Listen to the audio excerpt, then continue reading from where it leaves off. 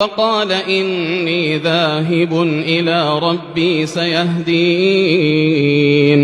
رب هب لي من الصالحين فبشرناه بغلام حليم فلما بلغ معه السعي قال يا بني إني أرى في المنام أني أذبحك فانظر ماذا ترى قال يا أبت افعل ما تؤمر ستجدني إن شاء الله من الصابرين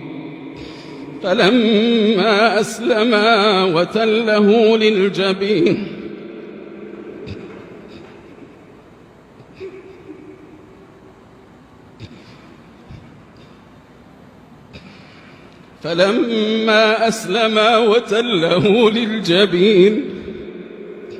وناديناه أن يا إبراهيم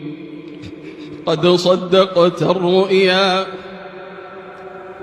إنا كذلك نجزي المحسنين إن هذا لهو البلاء المبين وفديناه بذبح عظيم وتركنا عليه في الآخرين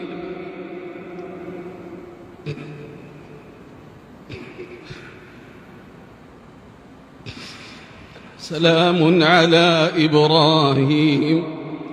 كذلك نجزي المحسنين